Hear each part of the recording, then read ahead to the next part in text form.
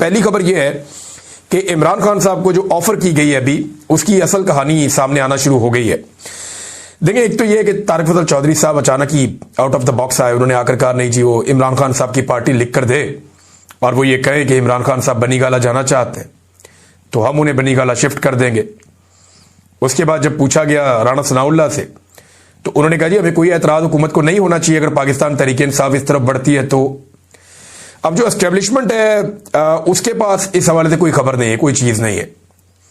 तो मामला क्या है? मामला यह है कि इमरान खान साहब को यह ऑफर कोई संजीदगी से नहीं दी गई, लेकिन ये इस बात को इन्होंने कंफर्म कर दिया कि पहले भी ये ऑफर दी गई थी। और अब एस्टेब्लिशमेंट के साथ होने वाले मुज़ाकरात की एक कहानी शेर अफजल मरवत साहब ने भी सुनाई है। मैं ये सारी चीजें आपके सामने रखता हूं, लेकिन अभी ये ऑफर क्यों है ये जरा समझ लें। मौजूदा हुकूमत को पूरी कोशिश करने के बावजूद इमरान खान साहब के बयानिए का कोई तोड़ मिला नहीं।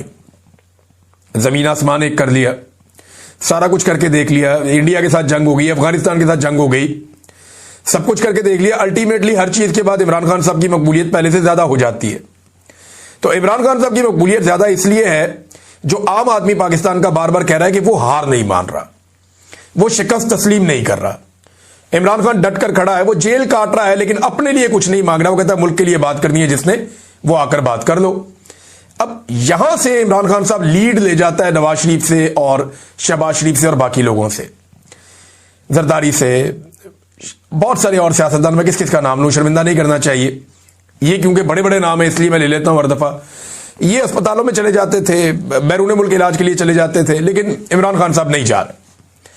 अब यहां मामला फंसा हुआ है। तो इन्हें कोई कागज चाहिए ऐसा जिसको ये लाकर दिखाएं, देखें जी इमरान खान तो कहता है मुझे बनीगाला जाने दो, ये देखें जी उसकी पार्टी उसके बगैर तो सांस नहीं लेती, उसकी मर्जी के बगैर ये कैसे इमरान खान के लिए रिलीफ मांग रहे हैं। फिर दें या ना दें, इमरान खान को गंदा करने का एक मौका इनको मिलेगा। और देखें इमरान खान को जब बनीगाला जाना होगा ना तो वो फिर हुकूमत से बात नहीं करेगा, वो इमरान खान को जो लोग ऑफर करते हैं वो उन्हीं से बात करेगा।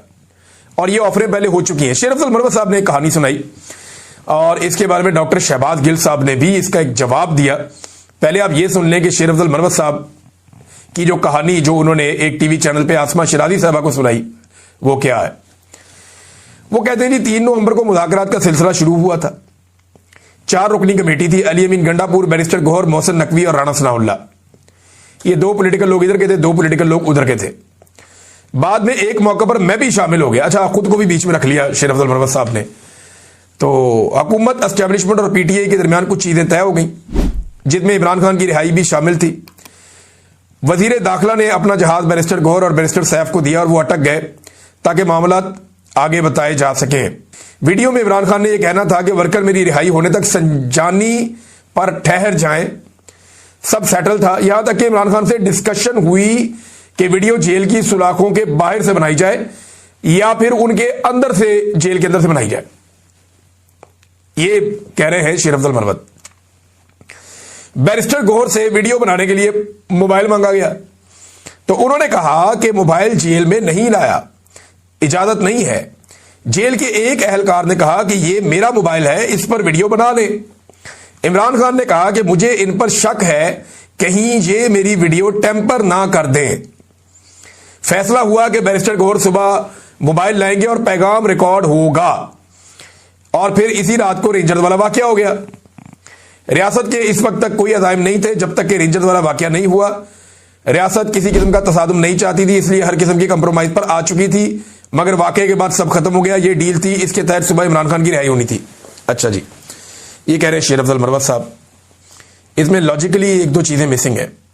एक तो रेंजर्स वाला वाकया सारी दुनिया जानती है और पाकिस्तान की एस्टेब्लिशमेंट उसी वक्त से ये जानती थी कि वो वाकया पाकिस्तान तहरीक इंसाफ ने नहीं किया। वो रेंजर्स के जवान एक जगह से निकले और वो जिस तरह वो हादसा हुआ वो बंदा भी पकड़ा गया और उसका पाकिस्तान तहरीक इंसाफ से कोई ताल्लुक भी नहीं था। एक तो ये लॉजिकल नहीं लगता मरवत साहब की बात, और दूसरा मरवत साहब उसके अंदर शामिल हो गए मुज़ाकरात में, वो कैसे? अब गिल साहब का जवाब दें। गिल साहब क्योंकि इन सारी चीजों का हिस्सा थे, शहबाज गिल साहब, और वो पाकिस्तान तहरीक इंसाफ के एक इंपॉर्टेंट आदमी है। इमरान खान साहब के साथ रहे वो इतने साल तक, और इमरान खान साहब ने उन पर इतना एतबार किया कि बहुत सारे लोगों पर नहीं किया जब वो इक्तदार में थे।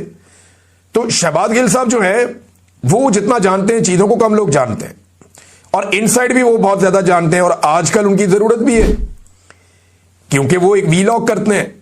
और उस वीलॉग के जरिए से वो अपनी आवाज उठाते हैं या अपनी पार्टी की आवाज उठाते हैं, तो उनको ज्यादा इंफॉर्मेशन भी चाहिए होती है। अब वो ये कह रहे हैं कि झूठ बोल रहा है टाउट, ये सब चौधरी और कंपनी का धोखा था और ये इसमें एक टाउट का काम सरंजाम दे रहा था। खान ने आगे से लित्तर उतार लिया था, जिसके बाद ये जेल के दरवाजे से वापस भाग गया था, अंदर जाने की जरूरत नहीं हुई थी।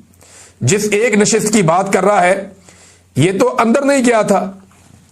अच्छा, उस एक जो बातचीत हुई थी उसमें तो ये गया ही नहीं था। ये अब बता रहे हैं कि ये शेर अफजल मरवत का कोई ताल्लुक नहीं, और वो कहते हैं झूठ बोल रहा है, इमरान खान ने ऐसा कोई मुआहदा तस्लीम नहीं किया था।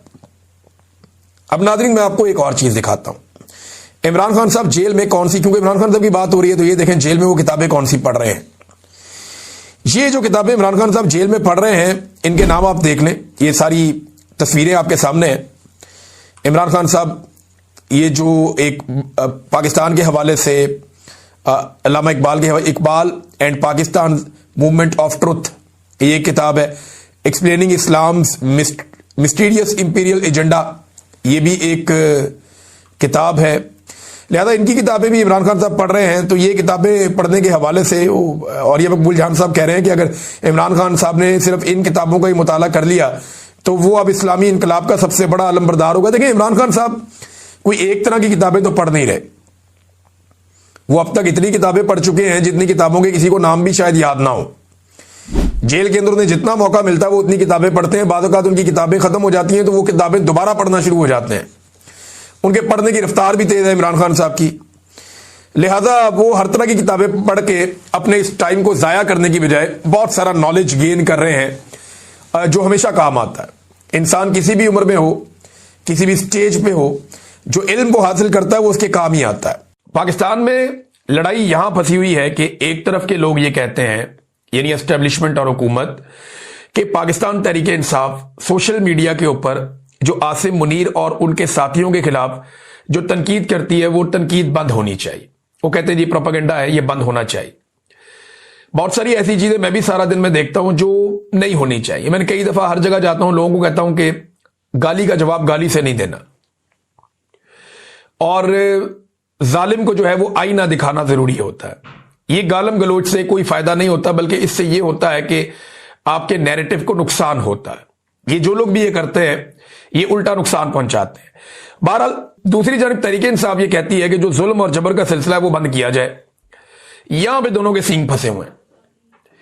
यानी पीटीआई ये कहती है कि आप जुल्म और जबर बंद करें, हम तनकीद बंद कर देंगे। हुकूमत और एस्टेब्लिशमेंट ये कहती है नहीं जी, आप आसिम मुनीर और उनके साथियों में तनकीद बंद करें, फिर हम आपके साथ बैठेंगे, बात करेंगे। यहां पे इनके सींग फंसे हुए हैं। अब तक के लिए इतने, अपना ख्याल रखिएगा, अपने चैनल का भी। अल्लाह हाफिज़।